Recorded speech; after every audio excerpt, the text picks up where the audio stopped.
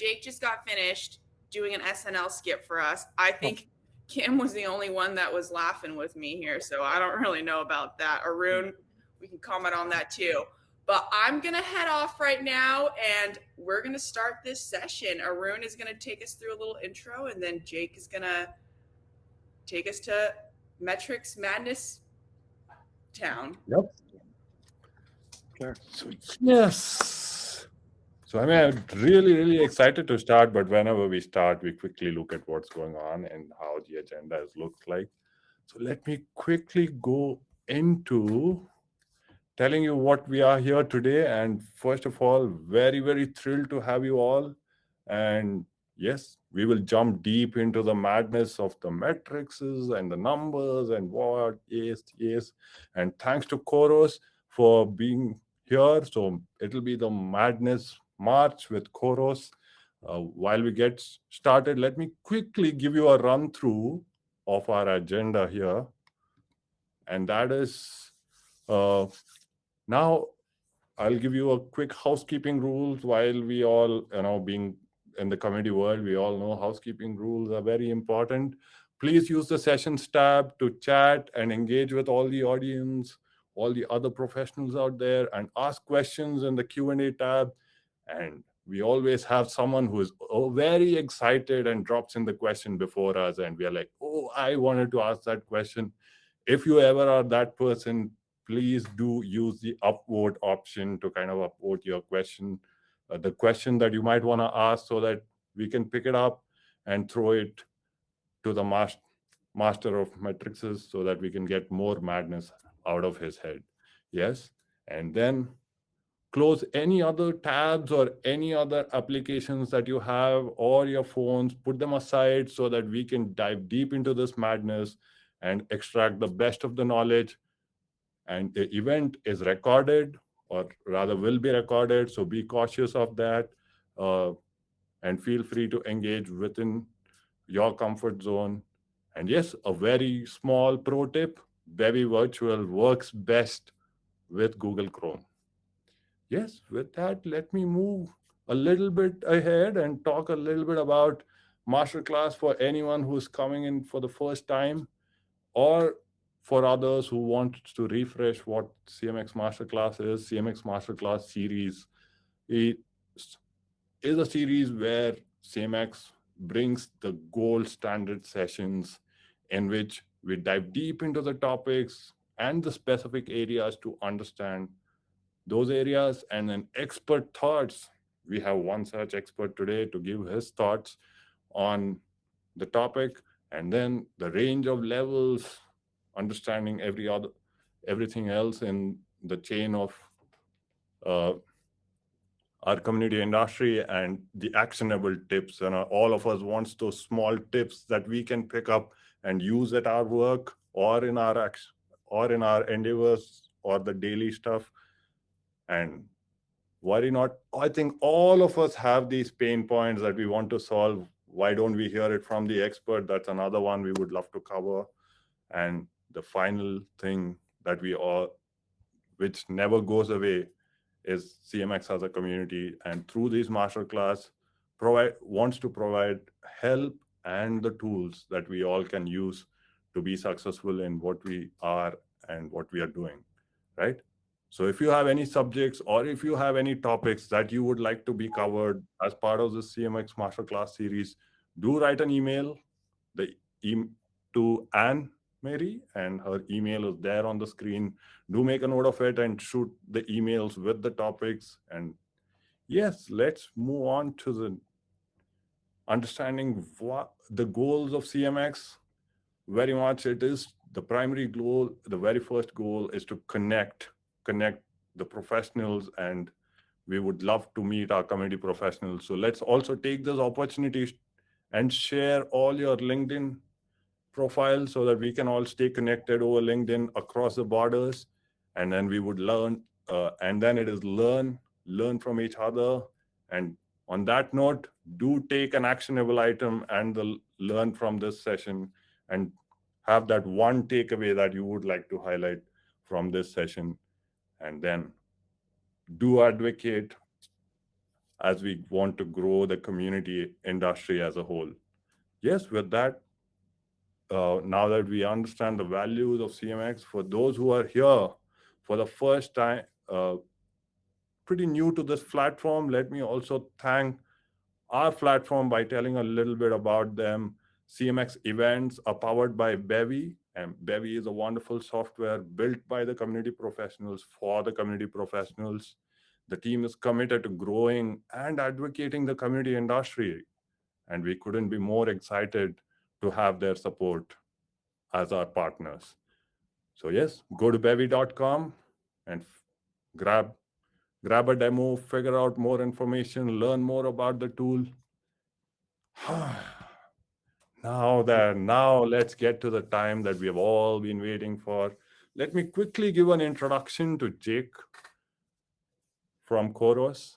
I don't think he needs a lot of introduction knowing his work, right? But then there's a small bit of reading that I would like to do for anyone who wants to quickly refresh your memories or probably want to just hear from what we want to say, right? Having fallen in love with online communities in 1990s, that is almost like a dinosaur of an age. Right? Right, Jake? I hope so. Indeed. Yeah, it was a while ago, Arun. Yes. It's been a minute. Yeah. Yes, so Jake finally started running his own hobbyist and enthusiastic communities in early 2000s. Then in 2006, he joined and still works at, he joined a company called Lithium, which is now Khoros, to work with brands that used community as a business solutions. He continues to participate in hobbyist communities today and still works at Khoros, assisting brands with specific goals of measuring. That's why we are all here today, and monetizing their online communities. So I think I couldn't be more excited to enter into the madness of this month masterclass. So over to you now, and looking forward to the jumping into the madness of All right. metrics. Very, very good, Arun. Thank you. And welcome, everybody. And I will, sadly, everybody, I do have slides to share. So I am going to go through slides. I will try to keep them as accessible as possible. So let me go to my slides here for a moment. Give me a second here. Share screen. Let's see. Share. And I'm hoping that you are seeing a slide. Is that right? Arun, do you see a slide, or Anne-Marie? Confirmed? I'm hoping you see the slide. Yes, we Yes. Okay. You just ruined it. All right. Well, I'm sorry. We're getting back there. Okay. How are we? Okay. So with assuming you see the slides, I'd like to thank CMX and Bevy for giving me the platform to be able to talk about metrics today. As Arun introduced me, and I was thinking back to those old days in the late 90s when I first got involved with communities and running my own communities, about the things that I was interested in, record collecting and motorcycles and stuff like that. The only metrics that I looked at back then were really basic primal metrics that actually stay true today. And those metrics were registrations and posts and things like that, just number of searches, real basic stuff. In the years since then, coming up on 25 years that I've been involved in community, I have worked with many, many brands who are using community as a business solution. And so today, what we're going to be looking at is the way that I think about metrics as I work with brands. And I'll start with the basics, sort of business hygiene around community metrics. A lot of this stuff at the very beginning may be like, well, yeah, Jake, water is wet. Okay, I understand. Those are the 5 or 10 metrics that I'm generally looking at. But I'm going to get into the details about how we visualize presenting those metrics to your contemporaries or to your leadership. And then I'm going to end with some examples that I like to use and to illustrate. The other thing that I should be specific about is, although I work with so many brands and we talk about metrics and measurement of their online communities on a regular basis, what I tend to focus on these days is the return on investment of their community endeavor. And so I talk to support oriented community and I talk communities and I talk to people that have marketing sort of enthusiast communities. The metrics are different for both types of communities that those community managers focus on. A lot of similarities, but they are a little different. Now, certainly when we come to talking about monetizing those communities and talking about the business that the metrics ladder up to, they're very different. The difference between support communities and marketing communities. That's all trajectory of what this presentation, what my talk track is going to be. Feel free to take screenshots along the way. Some of the stuff, again, you may already know, but I can almost guarantee that there'll be a couple things in here that you've never seen before. And so as we dive in here, I just want to go through the fundamentals. Metrics for an online community should always first represent the general operational health of the community. It is later on that you start to ladder up those metrics to represent the business success or the business health of the community. Now, if you're one of the few folks that is running a community that does not have an actual business objective, well, I still think you're going to learn some things during this presentation. But a majority of you out there, CMX sort of is a professional organization. You're working with communities that do have business objectives. We always start with the operational health first, and then the other side of the equation is the business success or the business health that comes out of the community. Typically, and if you're new to online communities, the metrics are not that, not too much of a stretch from what you may have been familiar with if you come out of the social media management metrics, that world. You kind of see on the left-hand side the typical metrics or measurements that people in social media management are looking at. And on the right-hand side are the general concepts or frameworks around community measurement, okay? So as you look at this slide, you kind of get an idea of what typical operational health metrics are, but then let's look at what the typical business success metrics are.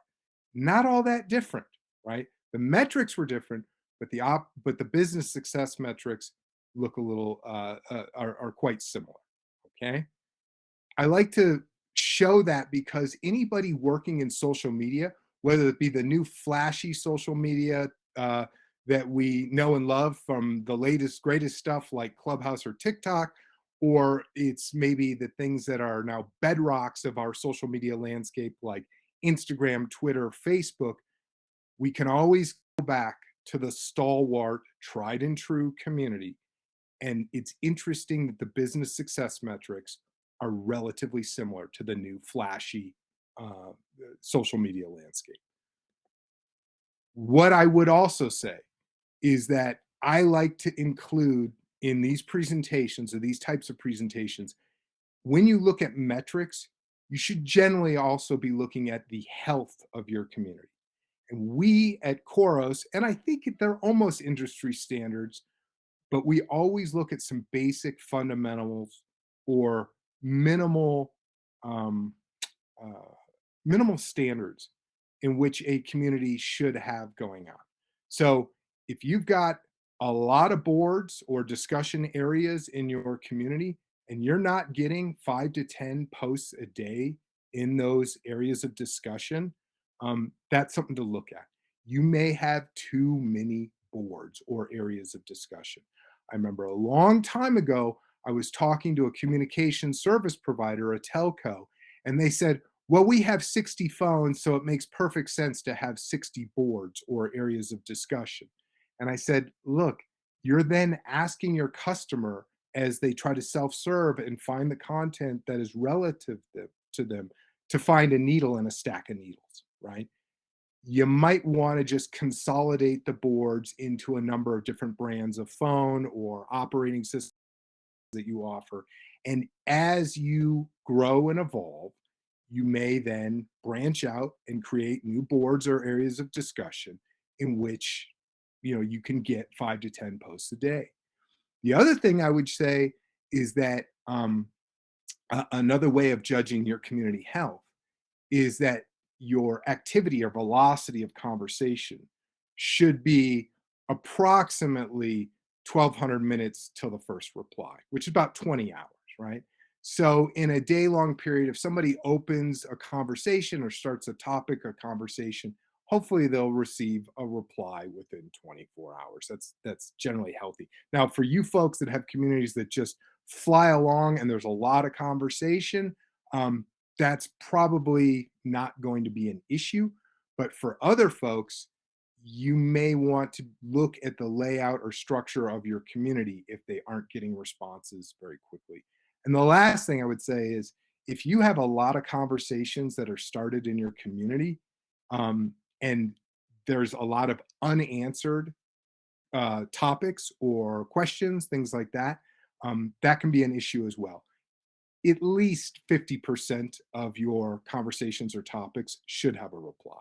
So this may not necessarily be metrics, but I like to attach these types of bare minimums to performance or operation or health standards of community.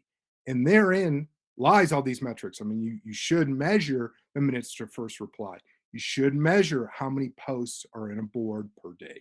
You should measure what is the rate of first replies to the amount of topics or new conversations you have.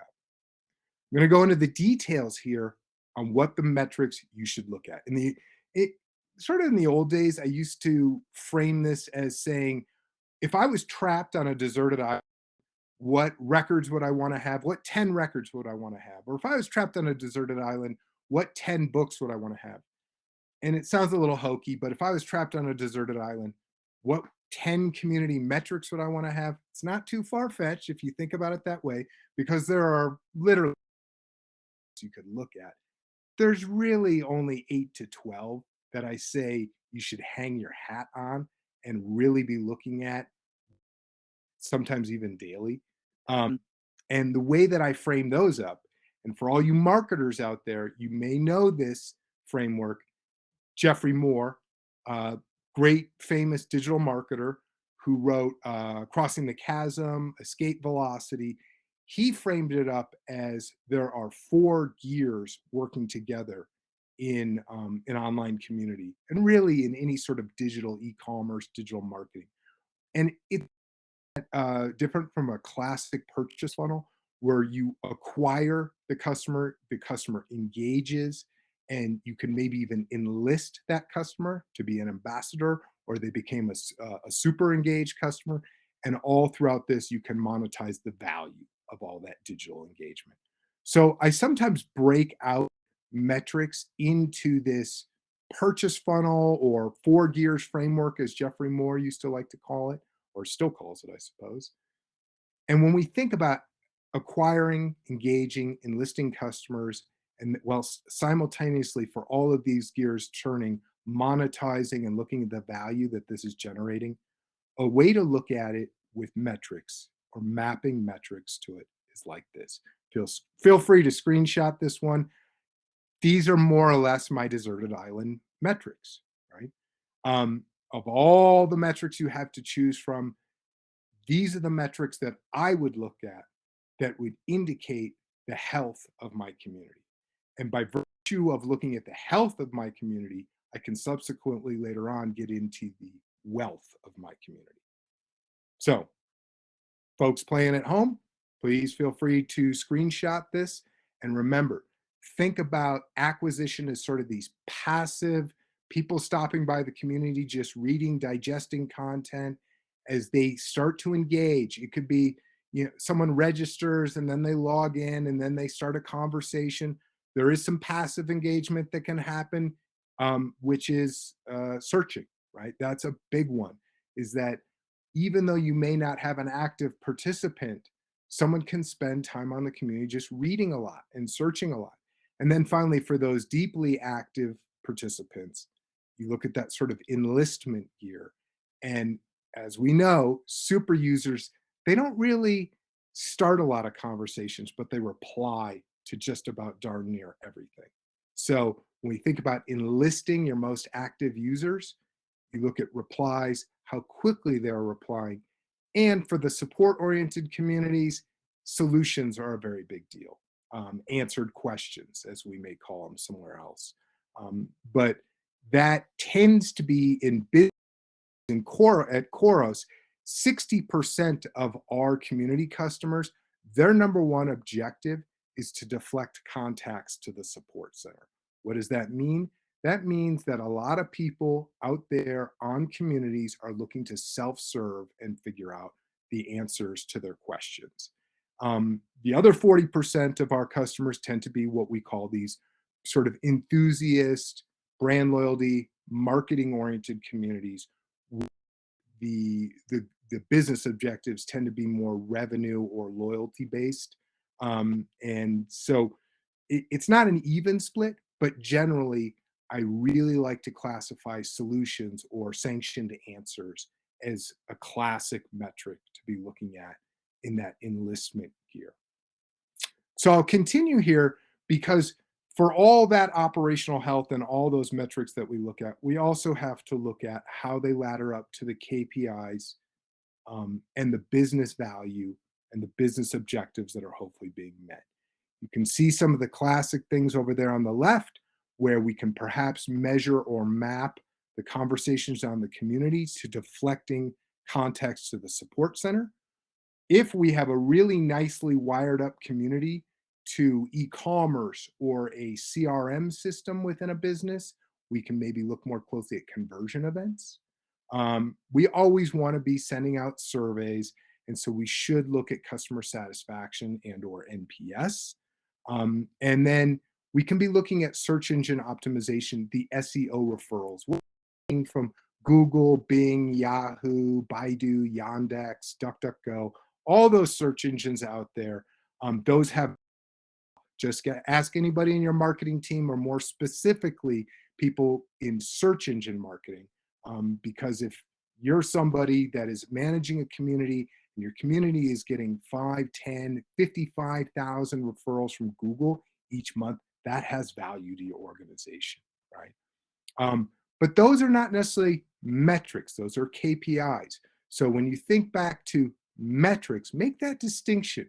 Registrations, posts, searches, all those things that I showed in the prior slide, those ladder up to KPIs. Now, how do you sort of reconcile those KPIs with metrics? You use the methods on the right-hand side. So surveys, you have to look at your business metrics, like what's your average cost per contact to your support center. You have your metrics engine in your community software that hopefully illustrates how many visits you had, how many posts you had, all that kind of stuff.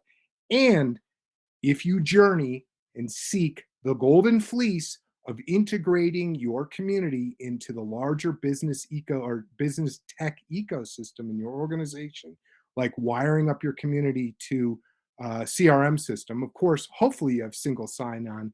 I think about 75% of communities that are part of a brand have single sign-on, maybe a little less. I get that data from a TSIA survey, the Technology Services Industry Association, from a couple of years ago. That may have changed, but single sign-on at this day and age is usually table stakes.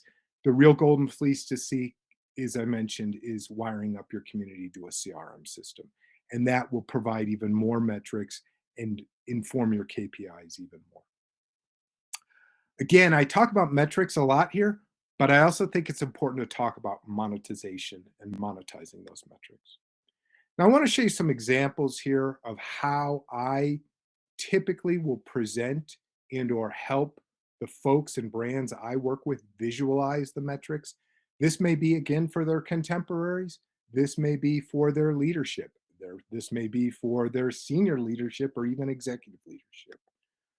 I will say to them, that most people in management or leadership, senior leadership, they like to look at stuff on a quarterly basis. They like to look at metrics with how are you doing last month, last quarter, last year around this time. So when you go out there and share metrics, one thing you want to do is not show them with an empty context. That it's best to show them in a time frame or scale in where you can reconcile them with past performance. So this might be a good way of presenting it. You could have other sorts of charts and graphs and things like that.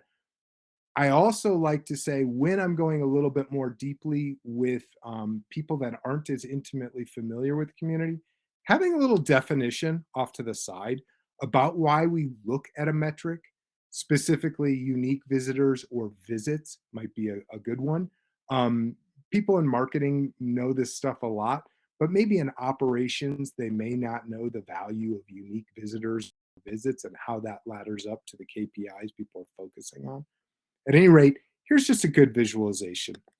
You could also look at it this way, a little bit more cut and dry, a little bit less noisy perhaps even, but it's just another way of looking at it. And this one in specifically compares year against year. Now, I'd like to talk about how community metrics equate to business value levers. On the left-hand side, we might here in the United States call this mom and apple pie. It is the virtuous life cycle of community. You can see on the left-hand side, and specifically around 10 o'clock on the clock there, you have the top of the funnel, you have the customer coming in or the visitor to the community. Maybe they aren't even a customer at that point. They have conversations with their peers. Heck, they may even be having a conversation with people from the brand. We always like to have peer-to-peer communication in our business-oriented communities, but the brand should always be listening. And at times, the brand can gently participate. I always have to caution marketers and marketing communities that the community is not a blunt instrument for the brand to go in and hit people over the head with products and services that are available to them. It's a little bit more of a folksy arena to have conversations about products and services. And the best style of folksy conversations, well, those are your peers, peer-to-peer community. So as people have these conversations, certain things emerge.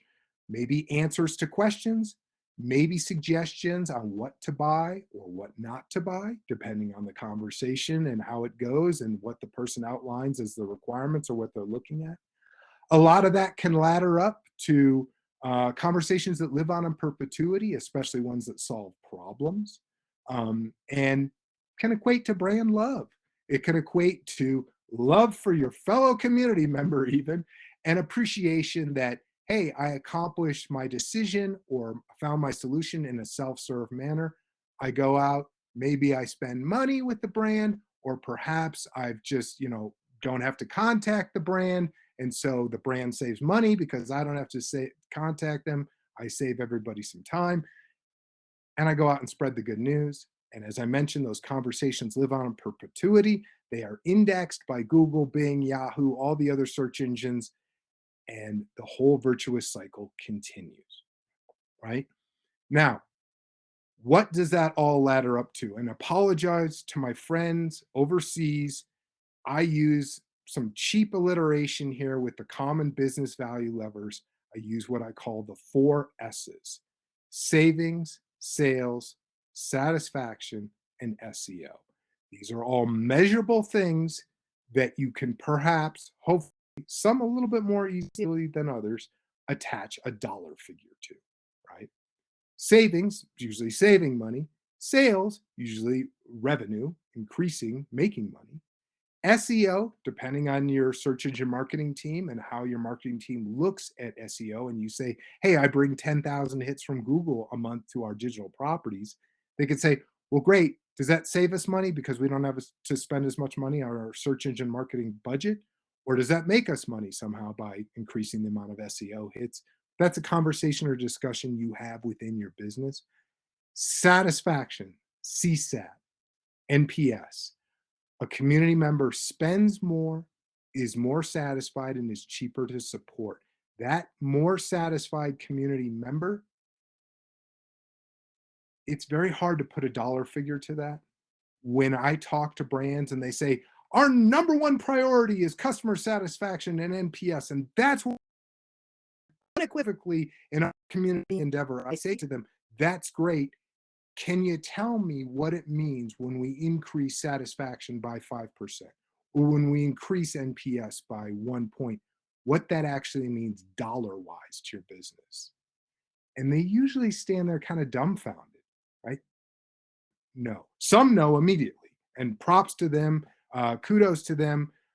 But a lot of businesses, for as much as they harp on CSAT and NPS, they aren't always great about equating the different ups and downs with dollar figures, dollar additions or dollar losses. So I just like to make sure that you don't get stuck in a trap if CSAT and or NPS are your number one objectives in a community, that when you attempt to monetize those things, you may have to kick over some rocks or dig deep within your organization. What I will say, and as I mentioned a little earlier, 60% of Khoros's customers, their number one objective is deflecting contacts to their support center, ultimately saving money. That the way to look at savings and the easiest way to sort of explain it to the folks in your organization, your contemporaries or leadership, is that passive participants really make the community valuable. There's no question that the community would not be there if there weren't active participants having a conversation. Right? We know that. I mean, it isn't a chicken or the egg situation. There is definitely the conversations between people coming first, and then the passive participants reading those conversations that make the money or the force multiplier effect of those conversations really happen. And so I'm going to tell you or illustrate how we look at a metric mixed in with your own business metrics, mixed in with survey results. There's a survey. The survey should go, and this is again, if you have a support-oriented community, you should definitely have a survey asking these questions. But even if you have a marketing-oriented community, you can ask similar questions around purchase or conversion event type of stuff. I would always say, and I caution people, to make your surveys very short. Our survey that we in our Khoros platform, which we call the Value Analytics Survey, is very short. It asks a couple quick questions. Why did you come to the community? Did you find what you were looking for? If the person says yes, we say, congratulations, that's great. Would you have contacted our support desk if you had not found what you were looking for? And if the person says, no, I didn't find what I was looking for, we say, oh, we're so sorry. Where are you going to go next? And then we put the cherry on the proverbial banana split by asking, would you be willing to recommend the community? Classic sort of CSAT NPS question. The value of this survey lies in perhaps the adoption rate, if only because it's not as a fatiguing survey with a lot of questions asking seemingly vapid things. Did the web page load fast enough for you? See, a lot of the temptation with surveys are to load them down with lots of questions. We probably know this anecdotally or just in our own. A lot of people don't take surveys. So the higher your adoption rate, it may actually correlate or correspond to how short the survey is. You ask those basic questions, at least in the support context, or if you have a support-oriented community. And I'm going to tell you that there is a formula for measuring the value that your community. And you look at that all important or one of the most important metrics, and that would be visits to your community.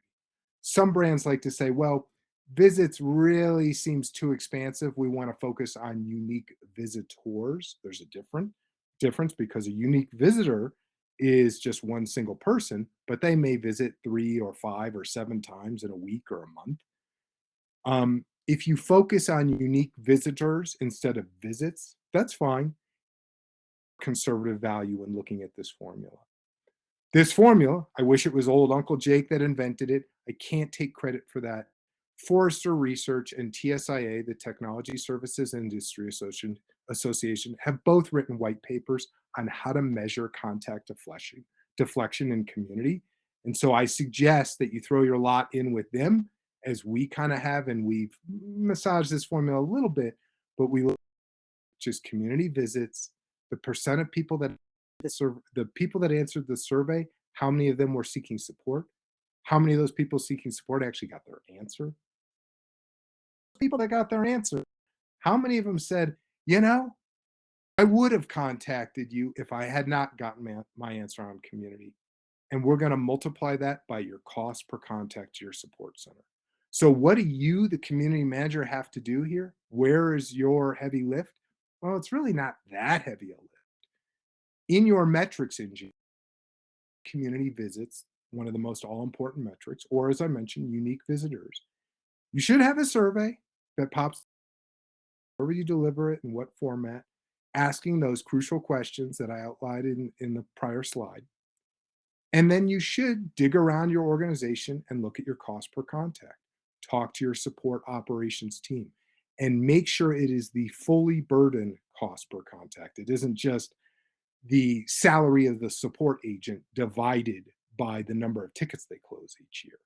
It is, in fact, the chair they sit on, perhaps the facility that they sit in, the software they use, the management level that helps organize the team.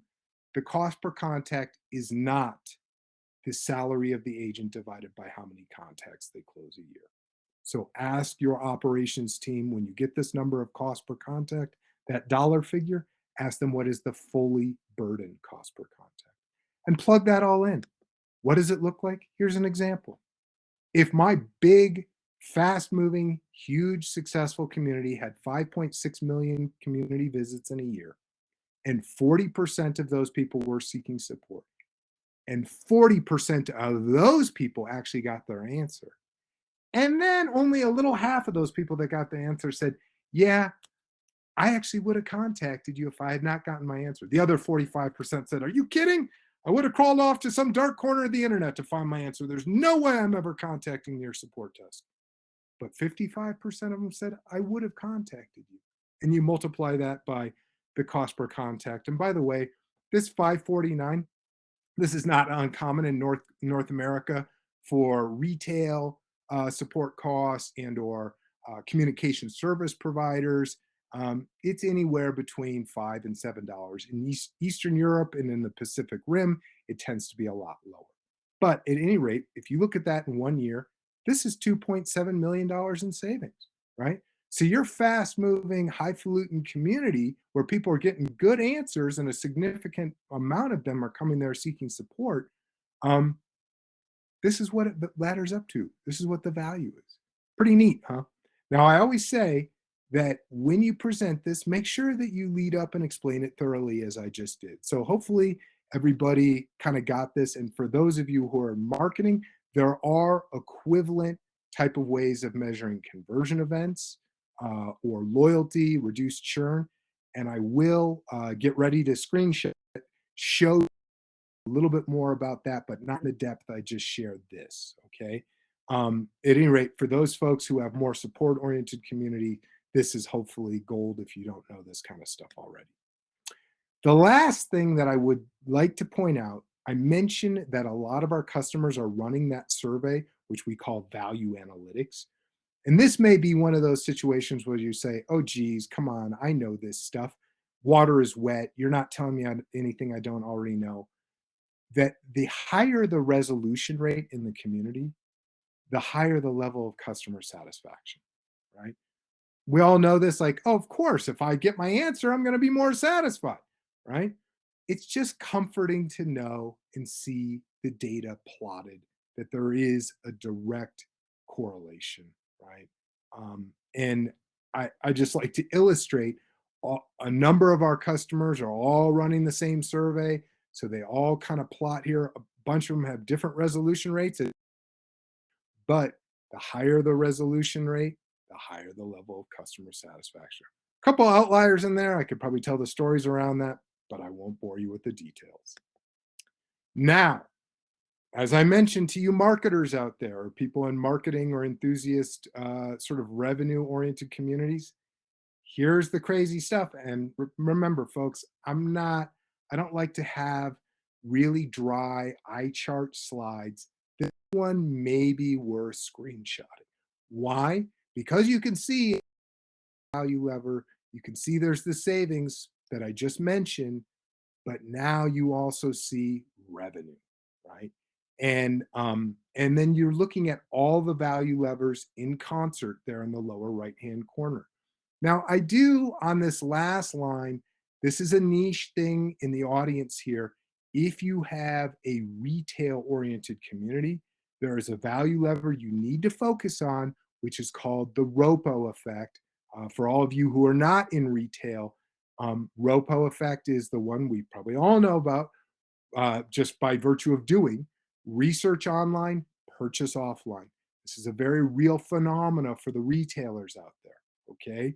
So this is something that you will have to look deeply within your organization in order to calculate. But for the rest of you folks playing at home, look at those three levers above that: online just conversion, support savings, loyal members spending more because of the community's influence. These are the ways that you would commonly measure them. So that's just an overall quick view of metrics and monetizing those metrics. I do appreciate your time. Now, hopefully we can take some questions. Arun, I'll let you run with it. And Anne-Marie, if you want to jump in as well. That was absolutely wonderful. Thank you so much for sharing that. I think everyone got some good tidbits. I was doing my thing, screenshotting, looking at things, looking at numbers. So thank you so much. All right, so let's pull up some of the questions. For folks that have questions, go ahead and drop them in the Q&A. I'm going to be going through those. Again, as Arun mentioned earlier, I'm kind of going to go start from the top, but I will also look for questions that have been upvoted. Okay, so let's start with Julie. Julie asks, regarding seeing 5 to 10 posts per day in a young community, how much time do you give for a community to reach that benchmark? 30 days, 30 days? Yeah.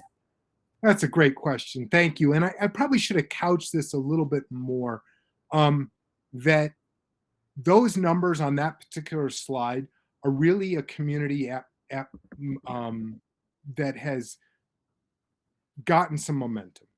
And communities that momentum probably anywhere from 6 to 12 months. You could see that in 3 months, but I like to say 6 to 12 months. If you're not seeing 5 to 10 posts a day in those boards, that's going to be a bit of an issue. So thank you for pointing that out. Maturity is everything in community, and that was something that I left out of that context in that particular slide. Arun's back. We'll have him take over.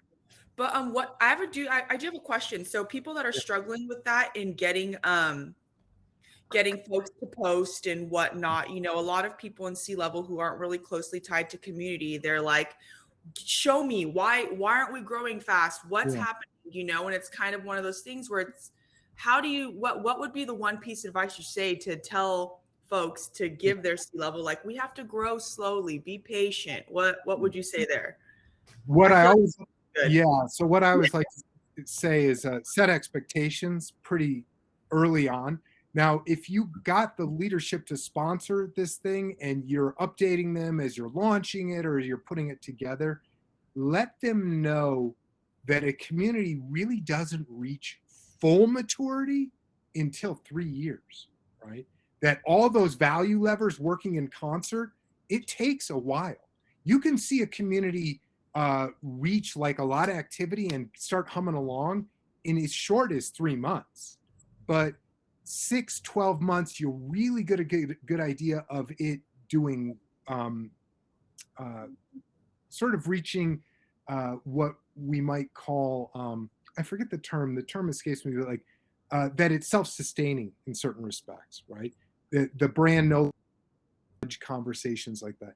But for all those value levers working together, 3 years. And I know that sounds crazy, But for those who have senior leadership leaning on them, asking that question, say, look, you have to give me at least 6 to 12 months to show this thing really moving.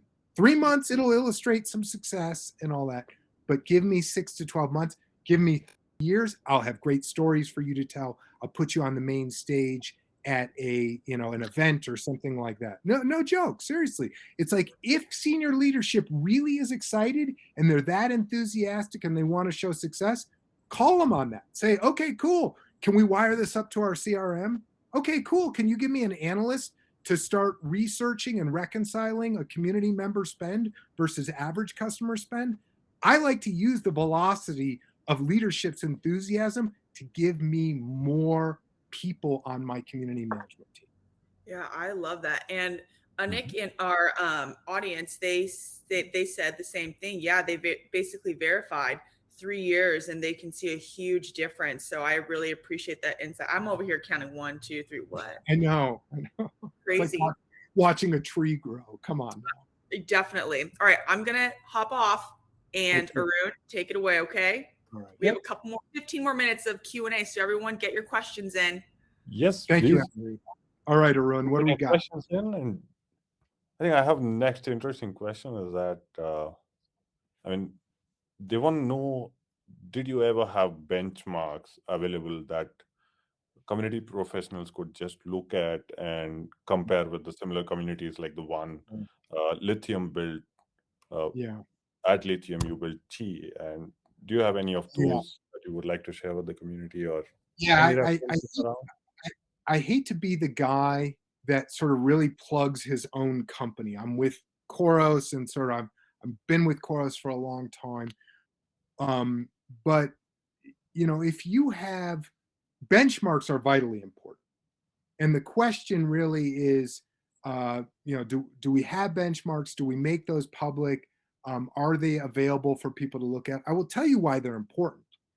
If you look at your own cholesterol score, right? If your doctor says your cholesterol score is 100, I say to the doctor, what does that mean? Does that mean that I'm healthy? Or like, is 100 good, and compared to what? Right? Like a handsome male in his late 40s, right? That's what I should be. Maybe, right? But maybe 100 means I'm going to die. Maybe 100 means that I'm very good compared to somebody who's 90 years old. I don't know. So we use benchmarks to illustrate the health of a community. And so one thing that Khoros has had over the years, we've been software as a service since day one, is that we can tell a financial services community or a B2C high-tech community in year 1 or year 7, kind of how many posts you should roughly have, what your registration rate should roughly be, how many searches you should typically have. So depending on the age, depending on the industry, depending on the audience, your benchmarks for success or health will be different. So at any rate, that whole question, I see a lot of great questions in here. I'd like to get to them, Arun. Thank you. Yep. So I also have like a follow-up question, I think, which is also connecting, and a lot of people would want to know the answer to this. We often talk about connecting to the CRM, and there's also a concern about, okay, does connecting to the CRM increase the amount of scraping that we do, and does it create a non-safe space, or how do we navigate through this issue, or how do you generally look at it in your perspective? What I like to do is, for a CRM system, and I know every business kind of treats their CRM a little differently, and it sounds a little creepy to describe it this way, but a CRM integration with community gives you that 360-degree view of the customer, right? So if a CRM system illustrates in a customer how much they spend, what they bought, how many support tickets they've, sudden it illustrates how many times they've posted on the community or logged into the community, or what their profile rank is on the community, you can start to slice and dice that data and information to illustrate the all important stories which you must tell, which are, hey, our community's members spend 12% more than non-community members. All right. I just throw that number out there arbitrarily. The idea here is that, oh, geez, well, then how do we get all our customers to become community members? Aha. Why don't we promote the heck out of this? Now that you're so interested, because I've told you the story about how a community member spends more, is more satisfied, and is cheaper to support. Now I'm going to use the velocity of your interest, Mr. or Mrs. Senior Leadership. Hey, let's promote this thing more, or let's give better recognition and rewards to super users, things like that. So CRM integration is, as I mentioned in the presentation, kind of the golden fleece, because you can tell those amazing stories about community member spend, community member satisfaction, community members being cheaper to support. Okay, so I have this, I've always had this thought, right? Like, we often also migrate from one community platform to another and make those transitions. And there are some key metrics that we always try to track. What do you think are those metrics that we need to keep in mind, or those which can give us, what are those insights that you look for, or rather top 5 insights that you want to highlight when you are migrating from one platform to another? Right? Mm-hmm. Yeah, that's a good question. So with the migration of communities, it can be a little bit difficult to answer succinctly, but I'll do the best I can. With migration of communities, the first thing I want to do is I want to make the community bigger and better, right? Bigger by virtue of increasing the audience. And so perhaps, the platform that you're moving to has better SEO than your prior platform. The other thing I would say is that a lot of times it becomes an opportunity to reevaluate the practice going on. So you've got the practice, and so perhaps with the new features and functions, you can implement new practice. And so by virtue of that, you take it as an opportunity to change the structure of your community, to introduce new boards or sunset old boards. Maybe your new platform has gamification, so rank and rewards and all that kind of additional permissioning and all that stuff in your new platform that could advance your user program or ambassador program a little bit more. Anytime that I'm looking at a migration, I'm basically just like, well, why? To make it bigger and better. What happens when it makes it bigger or better? Well, it maybe saves more money or makes more money.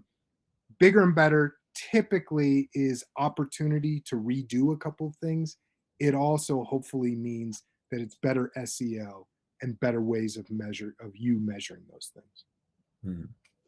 Hey, while we are on the topic of measuring, right, like there's also another area of, even within the measurement, we have B2B communities that are all around.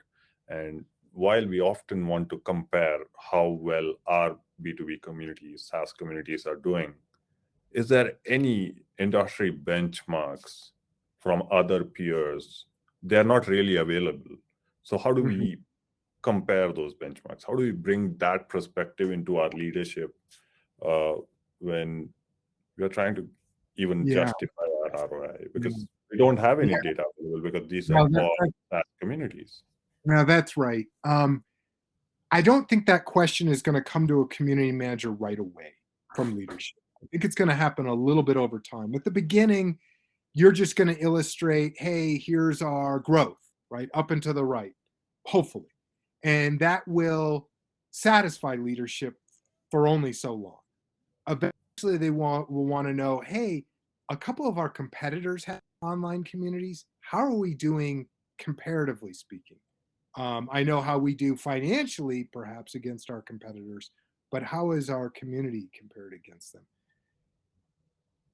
Again, I hate pointing to this, but depending on your community platform provider, they may be able to give you that information. General benchmarks. Any provider worth their salt will never reveal data from another customer. but they will have an idea of that data, hopefully if their software as a service. The other thing I would turn to is other resources out there. Certainly CMX, the Community Roundtable. I mean, at this point, there's a couple of different places you can turn to. Sometimes it may be the more well-known third-party analyst groups, the Accentures, Deloitte's, McKinsey's, different people having written different white papers. It may be that someone stands on a main stage, an industry event, and shows a slide or explains or shares things like that. Khoros has been known to do that in the past, to share some of the benchmarks that we have, just high level on, you know, financial services, what's the average post rate, things like that. So you have to look into the larger network of community managers to get that benchmark information if your provider is not sharing it. Oh, that's an interesting perspective. I think I would really, I mean, it kind of gives a new perspective to some of the thoughts that I was having while going through and navigating in these. So I have another question that I would just like to follow up before we end with the last question. And in the community, generally, how do you determine that a community is like when you're trying to talk about contact avoidance that you mentioned earlier, do you also include visits to knowledge bases as part of the calculation? Do you, let's say, if there is a forum of members to keep the knowledge base, do you consider all those data points? Yeah, that's a very good question, and one that you know, it's interesting. People will say, or organizations will say, why do we need a community? We've already got a knowledge base. We've already got an FAQ page or something like that. Why would we need a community for people sharing answers? Well, the first thing I'll say is that a lot of those conversations are people almost creating their own knowledge base articles.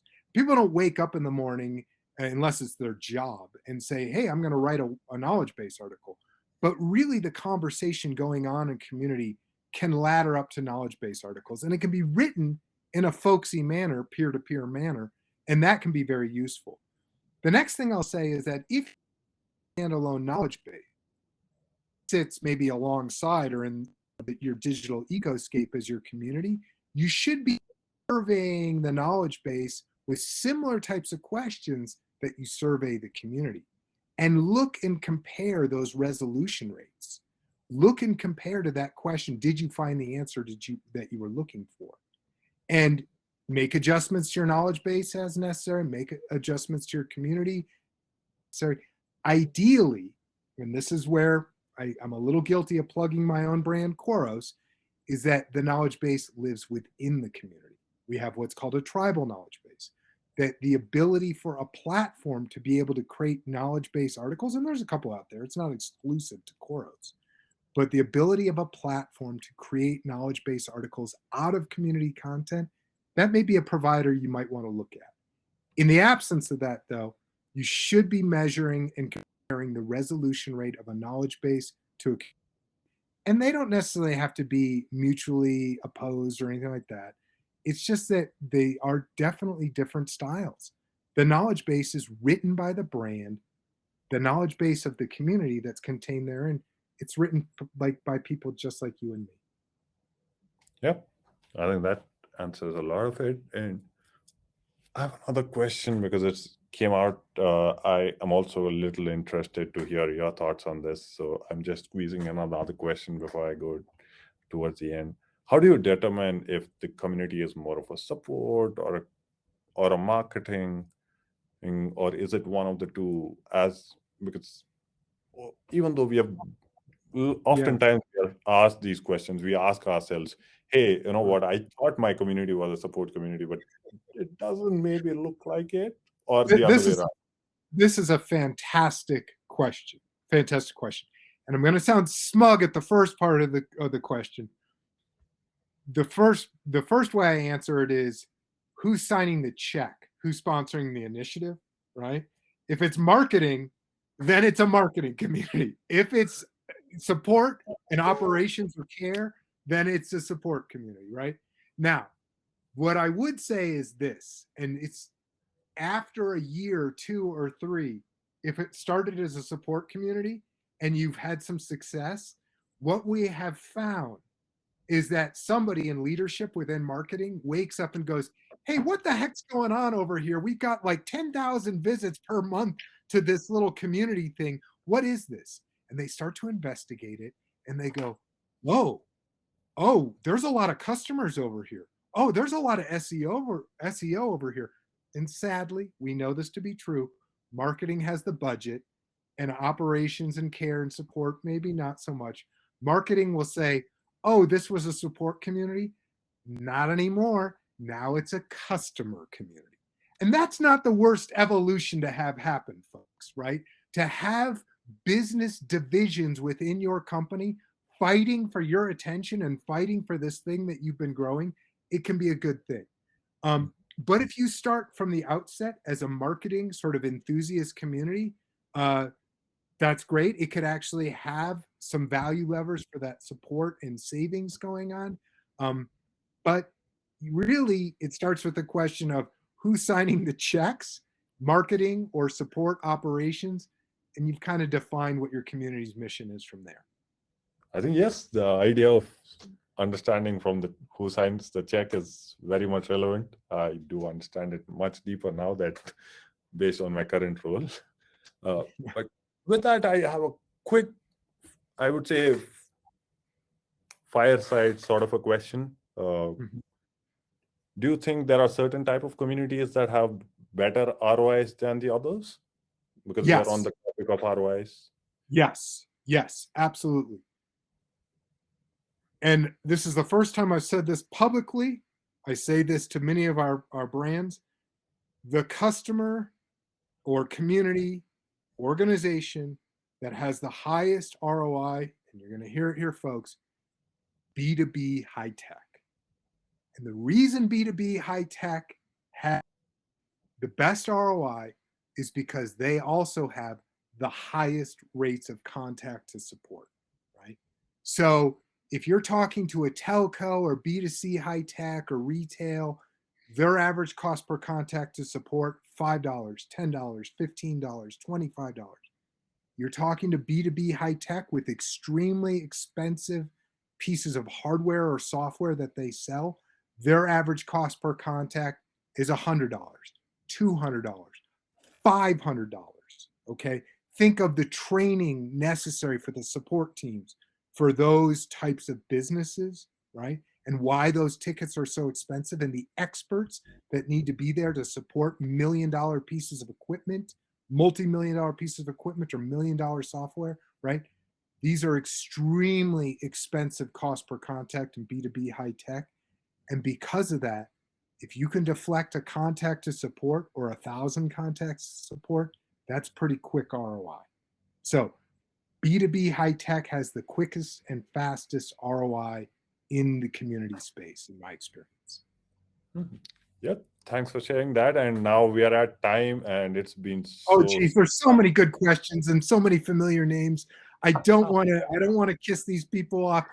Folks, thank you so much for attending. And thank you to CMX and Bevy. I will say, for those that want to learn more, use CMX, use other professional organizations. My house, we have at Khoros, the Atlas community, which we call our online community. I have some blog articles floating out there. You got to kick over rocks. You got to find this stuff. But most importantly, find solidarity with your fellow community managers and get the information you need and the help you need. Yes, thanks, Jake. And before we close off, I have one small thing to ask you. There's since you said that there are blogs out there, you do write a lot. Can you point us to where you actually write so that we can get deeper into it? Yes. Your knowledge, and read more about what you're writing and get more madness into our heads. Right. There's a lot of thought leadership out there in the community space. I would be probably a little braggadocio to say any of my blog articles are thought leadership, but I do like to cover a lot of fundamentals. So on our very own Khoros community, there is the which we call the Atlas community. You can just find me, Jake R. on my blog articles if you can, and I think most of them are publicly available. But even here in the guests, I see some thought leaders out there. Some of those men and women have written articles as well. So, but for me personally, just go to our very own Atlas community at Khoros, and you'll be able to see some of the fundamentals I covered here. And by the way, so many good questions. I wish I could answer them, folks. I wish we had the time. Yes. Thanks, Jake. Thanks for doing this. It was really a very, very insightful session, at least for me, and I'm sure for all the audience out there. And in fact, there was so many wonderful questions. We are at time. Definitely do reach out, and I'm sure Jake would take your questions, and do hang out on CMX Slack. Feel free to use all the channels that we have to kind of bring in your questions and pump up the discussions. Well, that yes, we are at the end of March madness with matrices and with Khoros, and thanks for making it happen for us. And yes, All right. goodbye for today. Yeah. Thank you, everybody. Be good. And if you can't be good, be quick. Bye now.